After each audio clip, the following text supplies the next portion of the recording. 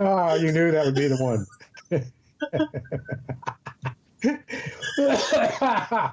Yeah. How are you COVIDing these days? I am happy to be here, happy to see you, happy to be alive in the post-COVID reality of, oh my God, they're opening up again. We surpassed 100,000 today. It's a grim fucking reality. Anyway, a couple of beers. Here we are, happy hour. A little conversation. Happy hour. It's an hour of happy. I would, Happy. This is episode number 61. A little bit happy here. I believe. 61. Ooh-wee. We've passed the hour. We're going to hour number 2. We'll have to have a special episode when we hit my age. We should have done that with you as well. What's that, like 400? Special birthday episode. Sometimes you say things that are so ridiculous that they stretch. You become someone who's incredible, meaning no credibility. Oh, I'm incredible. If you would say 76, that would be both realistic and maybe a chuckle. But 400, no, we'd have to cut that out. You don't look a day over 250.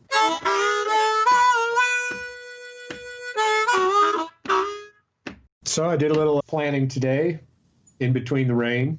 Planning. I have a wall,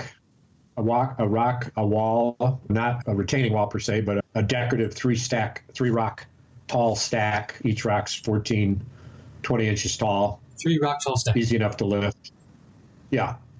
And dug up some soil to plant some greenery that'll hang down over those rocks. So Googled stuff, and I know how to prepare the soil, which was always good. But I do it so that my wheel of my lawnmower, which has a certain way that if you push it and you have a curve on it, you avoid having to try to do a fine cut with your mower in a corner, which requires a weed whacker. Well, to eliminate a weed whacker, you create a lawn that the external, the end of it, the edge of it, is exactly the turning point and rotation of your lawnmower. So you can just push it, and one wheel hang it into the bed area where the flowers are. Yeah. And if you really got your shit together, which I've had in the past, a row of brick just on the other side of the grass, edge way up, just above the grass line, so that left wheel of that mower isn't actually on the bed, it's on a brick, and that it's a brick edging. Huh. That's probably where I'm headed here. So you got to look at the turn radius of your mower. And then you put sort of a in web design we call the a rounded corner on a box, the border radius. So you've got a rounded corner of your lawn that matches the turn radius of your mower. Right. Genius. Yes. Genius. And with one goal in mind: no weed whacking required. The other thing that I have is a tool that is, I love these simple tools. One along these lines is 2 rubber wheels that are about 6 inches in circumference. Uh-huh. And in between those 2 rubber wheels, hard rubber, circumference or there's diameter? A big long, excuse me? Circumference or diameter? 6 inches across. Diameter. And maybe even 8. I just want our listener to visualize your wheels. I'm working. Thank you for your questions. They're all good. Okay. Keep them coming. There's no stupid question. Just keep them coming. Well, and so in between those 2 wheels, there's an axle. And on that axle, there are 2 things. One, the long pole that you use, because it looks like it has a handle on it that could otherwise be for a rake or a hoe. Mm-hmm. And I don't mean hoe. A rake or hoe? I mean a real hoe. A real hoe. And so hold on. Here's the other thing. Hold on. Let me remember where you are. So we can come back to this point. Yeah. Can we do a call in? Do I get a helpline? We got to call Paul. There's a famous. One of the podcasters that I listen to is the winningest contestant ever on Jeopardy. Yes. And he who cheated? No, he didn't cheat. And there's this one clip where I won't get it exactly right. I will put this in the show notes. But the answer on the screen is, what is this is a gardening utensil that is also sort of sexually promiscuous or something like that, and he busts in and says "ho," and he's like a really straight Mormon dude, and they say no, actually that's not the answer, and then somebody else busts in and says rake. We're like, yes, actually that's the answer. Rake. Because both rake and hoe refer to of course. Those terminology. Anyway, continue. Right. You well, had a thing. In fact, I was heading there. Oh, I'm sorry. I was in fact heading there. Well, you on your way there. In the next recess of my. But anyway, so you do 6 to 8 inch diameter hard rubber wheels with an axle in them, and then there's two things attached to the axle. The first thing I mentioned is a long hoe-like handle, very sturdy that you can lean on. Because the next thing is about a 8. The wheels are 6 inch diameter. This is an 8 inch diameter wheel of metal. Yeah. That is all like star points, and it's got like 6 or 8 star points on it. It's very sharp, and runs on the axle in between the two wheels, right next to the handle, on the outside of the handle. I have a question. This sounds a little bit like a plow, like a really simple plow. No. Well, yes. So, which is also a sexual term. It is, in fact. You're such a rake. You're a really simple plow. Only to you. Only to you. Yes. Anyway, continue. So what's the purpose of this hoe? Now, you take the wheel that's on the left, and you put it on your pavement, on your sidewalk, so that the star-shaped metal ring, circle, 8 inch wheel, is where the lawn is, and as you push down, the wheel and the circle turn, and you cut an edge in. This is an edger. I was going to say edger. Yes.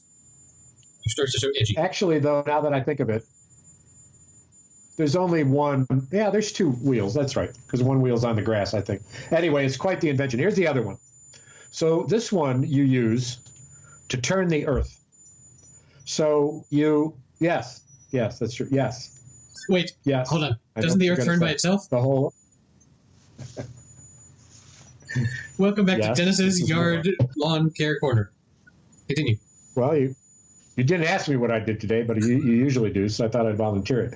So this is my favorite tool. You're turning there. I saved it for last. Now, imagine this. You have an instrument that's shaped like a T, and the top of the T is a very nice, comfortable set of handles that when you put the entire instrument in front of you, they're at waist level. Okay. The handles, however, are not a straight set of handles like you'd see on a lawnmower straight across a true T, but in fact, they're a curlicue. So the one on the right comes out and turns to the left. The one on the left comes out and turns to the right, and so it's shaped like a S. And on the S, on the edges of the S, are these very comfortable plastic handles. The point is you're going to be turning this instrument. Twisting. Then there's a course. Now there's a course of a prong, right? The main body of it, axis of rotation, right? And that's attached to a inch diameter on circle, and coming out of the circle are 4-inch tines that have an elbow in them, and there's 4 of them on every corner, so to speak, of the circle. Tines with an elbow, and they're all elbowed. They're elbowed to the left. So when you take this instrument and put it in the soil and twist it with your top S pattern at your arms, that wheel of grinding that also is turning in a smaller diameter is digging into the earth and churning it up around and around and up and down as you push up and down. It is, in fact, the modern replacement of the motherfucking hoe.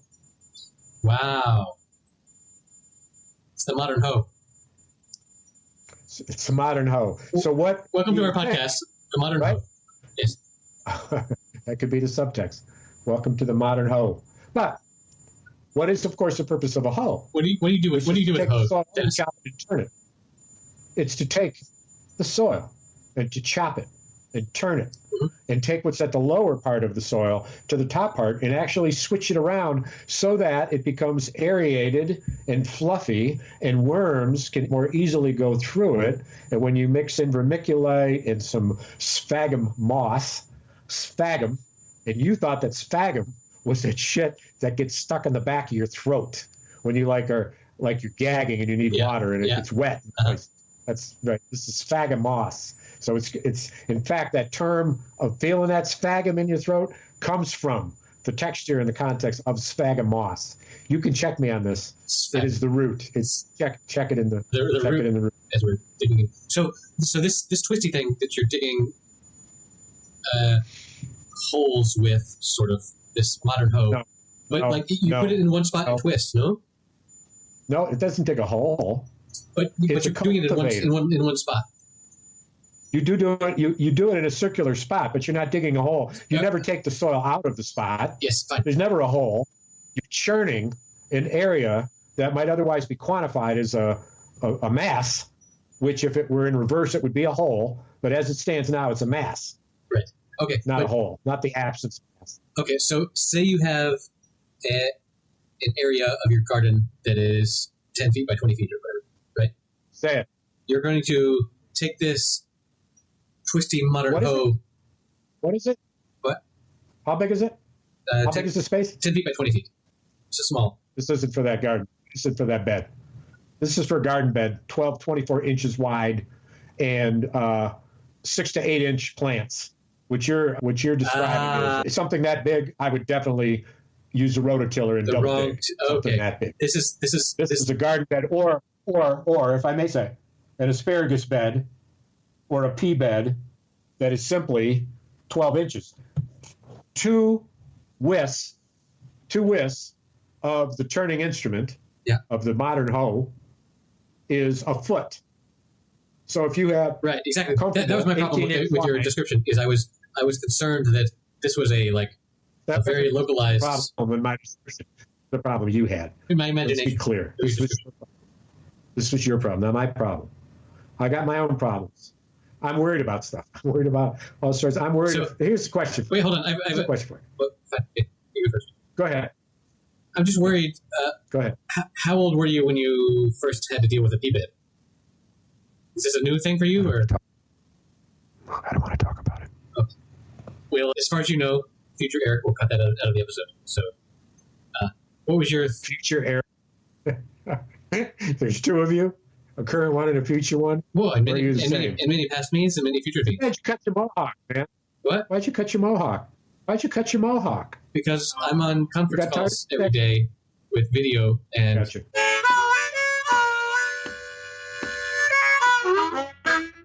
I don't know if I've mentioned this, but there's some sort of study that shows that now with COVID and everything where people are isolating and being on video calls all the time, people are much more aware of how they look, because you spend more time in your day looking in a quote-unquote mirror where you can see what you look like. And apparently the cameras that we all use for our video calls aren't 100% accurate. They distort your shape a little bit, which explains so much about what I see about you. But it's apparently... Wait a minute, go back on that last part. That our cameras distort how we look a little bit, which explains... Right, and in my case, it's an improvement? Well, I mean... Is that what you said? It wouldn't... Any distortion wouldn't hurt, just say.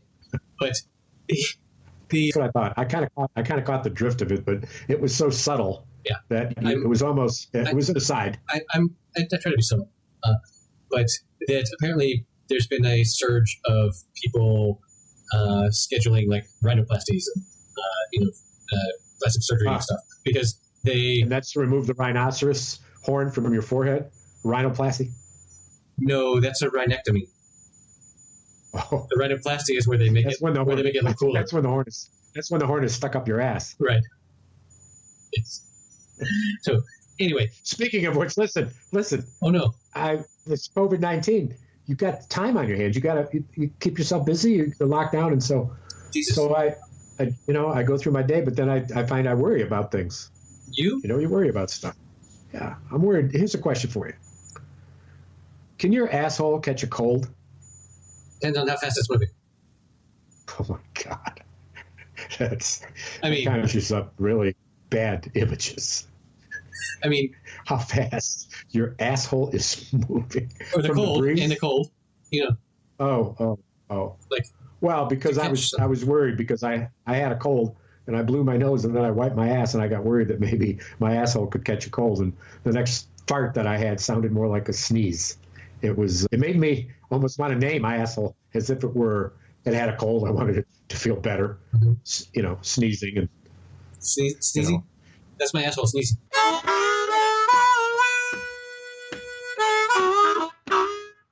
Hey. So Jeff Daniels, up the road here, in Michigan, he did an episode with these lunatics that are pranks, and it was set up where the guy who was the plant, who was mic'd up to the sound room, and then a woman who came into work, or a man who came into work, and they were setting up a sound stage because they were going to do an interview with Jeff Daniels, and he was going to arrive any moment. And so they're setting up the equipment, and the guy who's the plant says, "Man, I am so excited about seeing Jeff Daniels. It's just we're just so lucky." And the woman, who's a real woman, come to work, right? She says, "Oh yeah, I really like him, this and that." And then she turns and she's unpacking her stuff, and then he has a little thing on his hip that he presses it a couple of times, and it smells like a terrible fart. It smells like the most vile, bilious shit fart in the world, and fills the room. And he makes in the studio, or he makes a noise that's a fart noise, and loud enough, of course, so the technician who's hired looks over at him, embarrassed. Wait, and Dennis. He says, "This is an audio medium. Can you produce that noise for us?" Only at the end of the song. Well, start singing then. Oh, well, no, it's a little early for that. Later. You'll hear. Remind me of that later. Yes. Remind me of that later. Everyone, don't turn the dial yet. Continue. Don't. Yes. And so I don't know. The people where were we? That the people were all gathered around, and that he made this fart noise, and so he says. So the guy who's the plant says, "Oh my God, I'm so embarrassed," and she says, "Oh, don't worry about it." And then the smell hits her, and she's got a look in her eye, and he says, "Look, if Jeff Daniels notices this, it can't be me. We just ignore it. Act like it's not there." So then, of course, Jeff Daniels, who's in the sound room, comes strolling out, walks in, and it says introductions. And as soon as he walks in, he starts waving his hand in front of him, and he says, "Oh my God, what happened in here?" and the plant becomes painstakingly nervous and starts looking at the technician, who's just looking away. Right, as we would. And Jeff Daniels turns to them and says, "All right, who farted? Who farted?"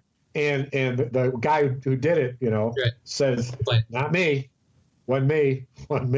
And it's kind of left on the other person, but he doesn't want to say that it's him. Right.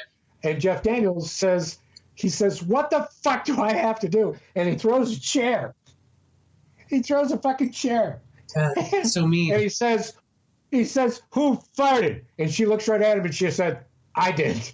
And then there was this big laughter, and the plant and him hugged, and she knew it was a practical joke. And they did it different each time, and depending on who the plant was, they did. But it was pretty funny. You can show the show notes, but I thought it was he's very interesting like that. And he tells a story in one of the marks that he uses here of when they won't admit who farted. He said, "I was in a movie, Dumb and Dumber. There was a toilet scene. Oh, yeah. And I had to sit right and blah, blah, blah." And he said, and the director said to me, "Did you really fart?"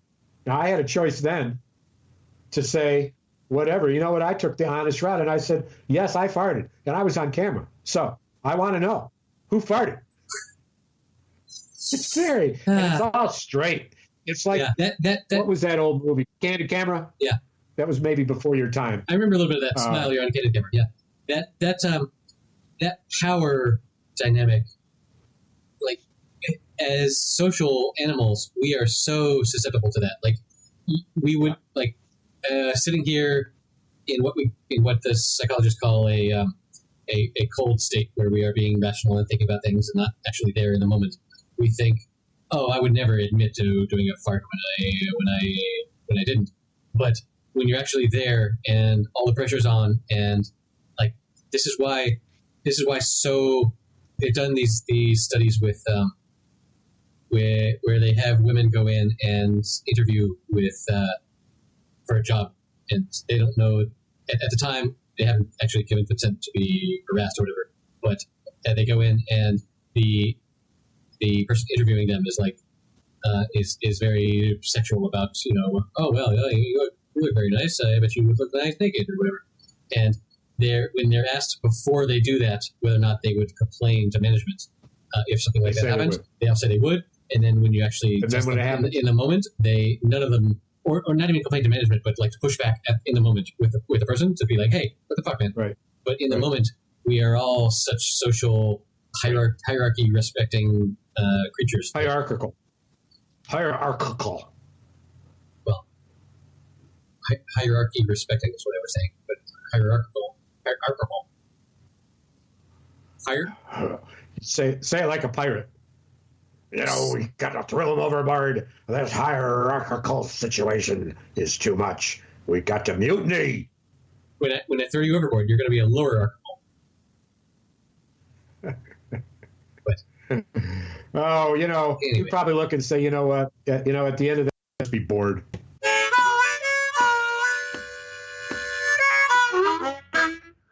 I saw an article recently that I wanted to bring up with you of, how there are these services now that will bring you food from restaurants, and you pay them to, Doordash. Yeah. Doordash is the big one. Yeah. But Uber Eats. Beer, marijuana, all delivered to your home. Well, I wasn't. Yes. I was talking about food. But whatever. But there was this article the other day that was a restaurant owner realized that DoorDash had gone and, without telling them, had announced that they were selling the restaurant's menu items for less than what the restaurant sold it for with DoorDash delivery, and which is kind of fucked up. And so, as a ripoff. I mean, DoorDash was paying the restaurant let's say it's $20 for the order. Yeah. And DoorDash was charging less. DoorDash was charging $15. And so the restaurant owner noticed this, and they talked to, I guess, the guy who wrote the article. And they said, and the guy who wrote the article said, well, we have a word for this. It's called arbitrage.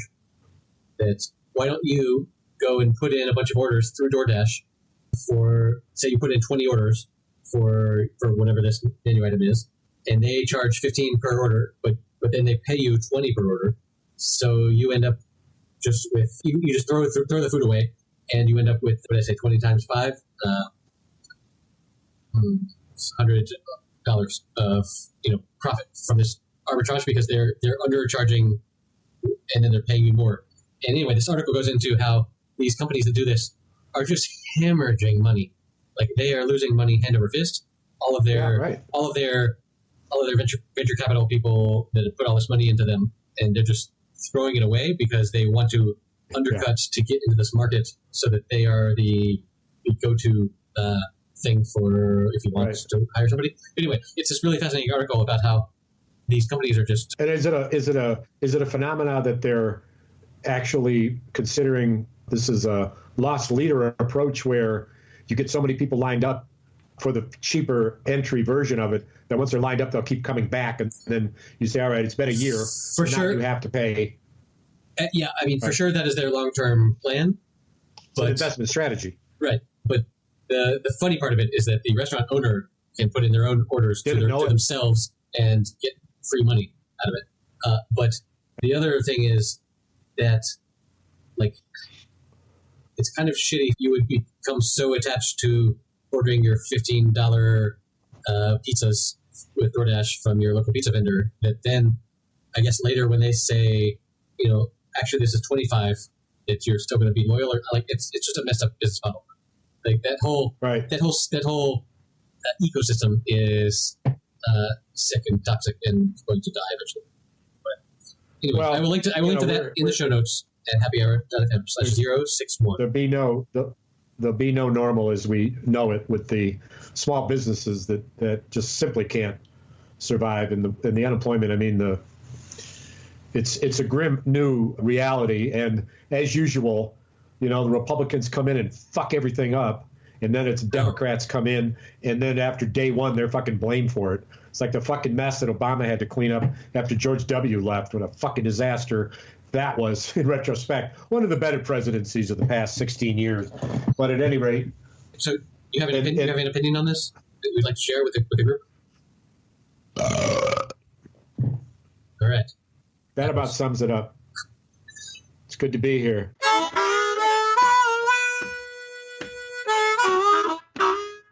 Ay. In Spain, they never eat chili. Right? Am I right? Chili as defined by... no, there's no chili. Like, in Spain, there's no spicy food, really. So is Spain some hilly, mountainous, and plains, etc., throughout the land? I mean, what's the topography?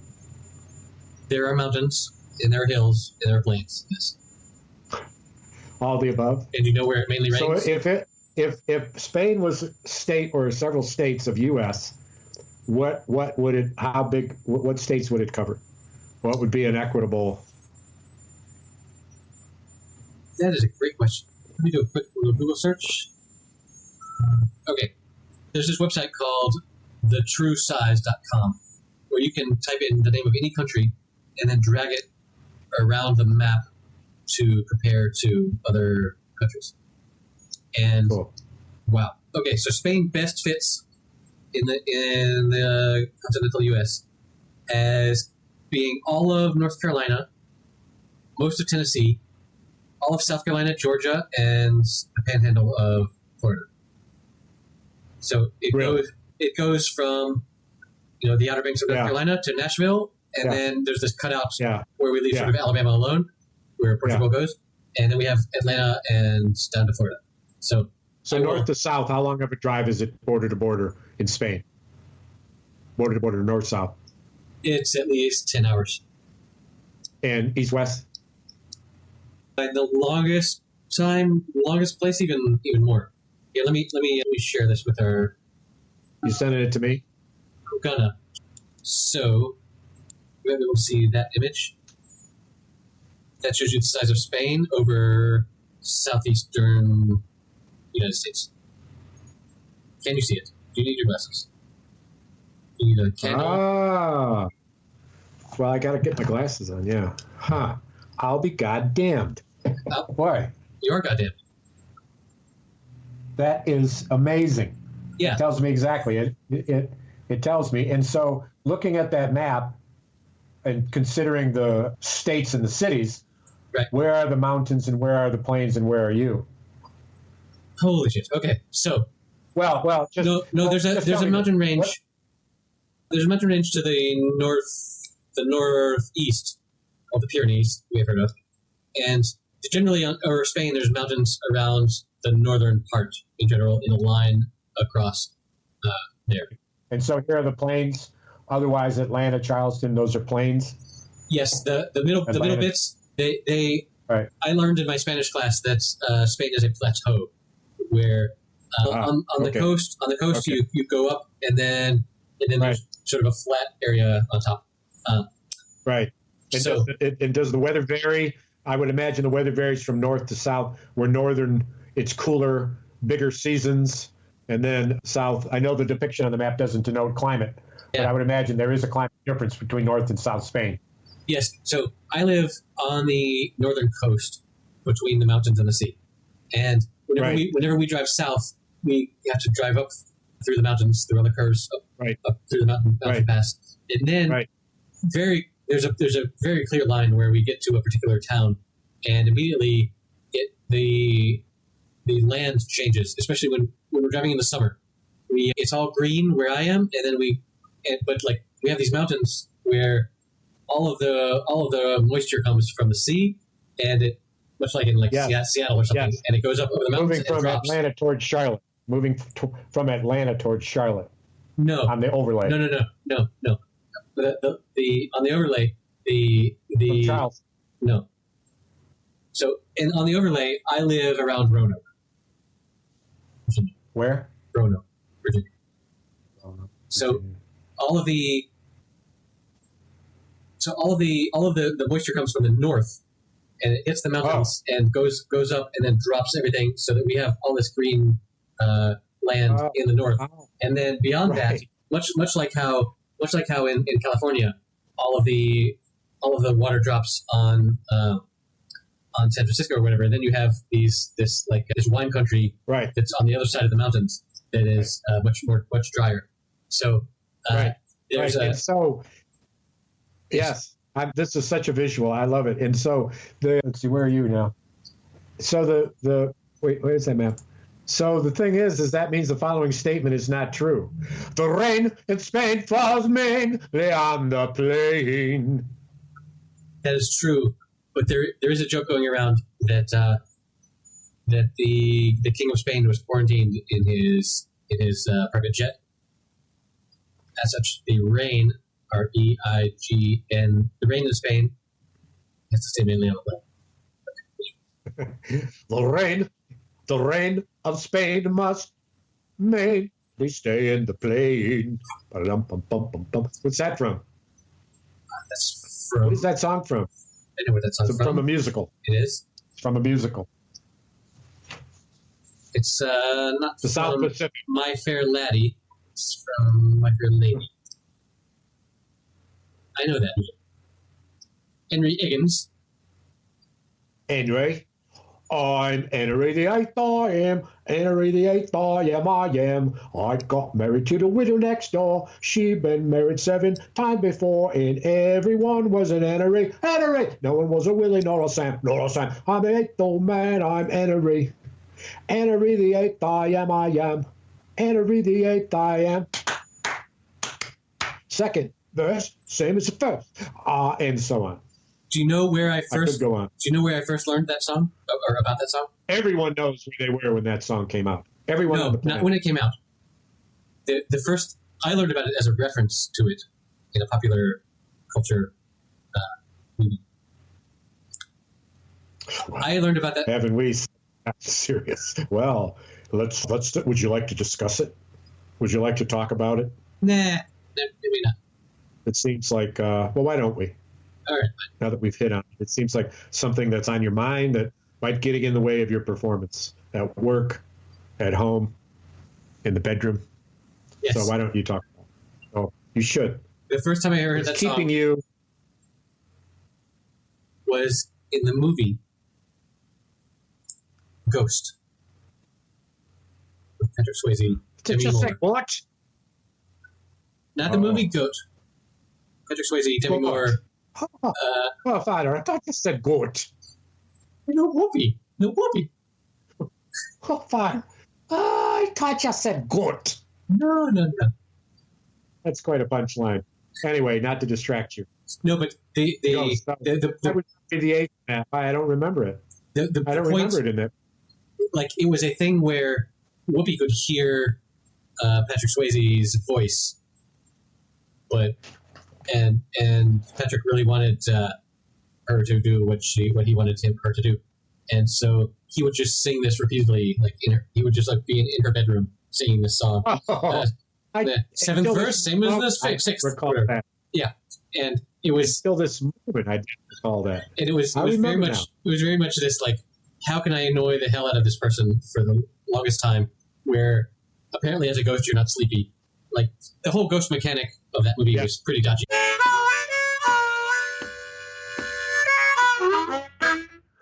Let me tell you, when there is no school, parenting is a lot. Like, yeah, you could, every day, all day. Right. Like, I could tell my kids, intermittent to some degree, depending on their age, but yeah. Like, my kids and I would be content if I said, here, just go watch YouTube all day. But I, as a parent, I would feel bad about that sort of level of parenting. So it's a matter of my self-conscious as a parent versus how much I can stand of little bastards. You know. Well, these are trying times, my friend. Trying times. Well, I'll do some thinking of some new music to represent the opening. I'll have to think about it a little bit, but the opening it's of no what? longer at that. Excuse me? The opening of what? What's that? The opening of what? The opening of society and economic spread in restaurants. Got it. So you're going to rethink the opening of society. Swimming, yes, Music. the swimming pools and the. So now there's a story that you could link to that these teenagers had a pool party, and it was a crammed event. There's pictures, videos, etc. So quite a history on video. That somebody's had it, and they've had 12 COVID-19 cases. You know, a song in there somewhere. You know, some. Did you see where the news today is that in New Zealand they have discharged their last COVID-19 patient from their hospitals. They have had 5 days with no new cases, and they have no people in the hospital. Right. Like where's that? New Zealand. New Zealand, yeah. And well, we are having some also in this past week huge spurts. There was a moment where, of course, the Prime Minister of New Zealand is every liberal's dream of what you would want a president to be. She's a young, pretty liberal, with all the right views. Yeah, she had I've seen her on television. Yeah, she had a moment this week where she was on camera for an interview in a studio, and there was an earthquake. They have lots of earthquakes in New Zealand, and there was this earthquake, somewhere off the coast, but like shit was bouncing around, and she mentioned, "Hey, we're earthquake here, but let's just continue with our conversation," which was just so classy. Like, can you link to that? Yeah, she said, "I don't have any lights hanging above me, so let's just keep going," and just the coolest cool that you could be. Yeah, that's under fire, under duress. Leadership has got some pretty obvious traits, and certainly the idea of mourning is one which you see different leaders emoting and choking up and devoting time and attention and heartfelt sympathy, and we get none of that for Trump, who cannot talk about 100,000 without acting like it's a fucking record. He has no like emotions. He is soulless. But we're watching him less and less, and now that things are opening up, not in Michigan, however, because Gretchen Whitmer is one of the few governors in America that's actually following the CDC guidelines, that small G guidelines, as in God, you don't have to do it. We don't. You do it or you don't do it, whatever. I mean, people will die, and, just take it into account and do what you want to do. But in reality, too, trying to think about how to do it smartly. Restaurants outside, blah, blah, blah. You know the drill. But it's, that's why I worry about stuff. Like I said, worried about whether or not my asshole can catch a cold. Post-nasal drip. On that high note, they go high, we go low. No. That's not the way it goes. So did you see Biden's interview in the garden? You got a link on this. It was great. He's in a garden being interviewed by MSNBC. You'll plug her near, but it's an excellent interview. And when she asked him about his ridiculousness of belittling him for wearing a mask, he says, he looks straight at the camera and he says, he's an absolute fool to be saying that and doing that. And I wonder, Joe, where have you been, bruh? You're out of your basement. You're being interviewed. You're just touching base. Good for you. Why aren't you doing that every day? Yeah. With somebody. As long as you're not accusing black people for not being black enough. Oh, because God. Jesus. Oh, God. It's like, Joe, stop. But the way he managed it was incredible. And in fact, I think I like the way it happened. And I wouldn't change it, because twice now, both immediately thereafter when he said he was misguided, and then in this in-depth interview, you'll love what he says. He says, look, I don't mind admitting when I'm wrong. And I was wrong. I was too much of a wise guy, and I apologize for saying it. And that's the difference between me and this you know, and the Andrea Mitchell, and she said, I think, and she says, well, President Trump would say that that's a sign of weakness, that you're apologizing. Damn it, Andrea. And he looks at the camera and he says, that's because I don't hide the fact that I'm human, and we're all human, and we make mistakes. The thing is about the mistakes I make is that it's here, it's there. I say stuff. If it's serious, I apologize, whatever. But on the big stuff, it doesn't happen with me. It was remarkable. Good recovery. But yeah, but in today's social climate, it doesn't matter. Like this whole, I said something wrong, I'm sorry, I have changed my views. It doesn't matter because we're all just about clickbait and quick sound bites, and which is why we have a goddamn president that tomorrow he could totally reverse everything he's ever said about anything, and people would be like, oh yeah, okay, yeah, oh yeah, he's coming around. So he's incapable. No, he's capable of changing his view on things, or his stated view, because he's done that 1,000 times.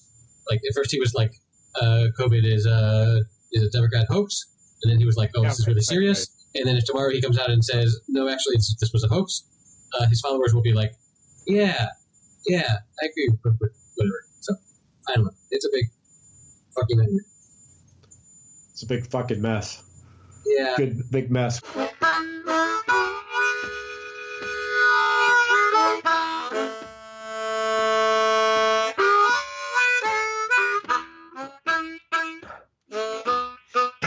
Well, man, to you and your family, to everyone listening, healthy, happy, and find the essence. I was in the woods the other day, wind was blowing, and the trees were swaying, and the new leaves were brushing against each other, and I thought this is one of those sounds that everyone has always listened to.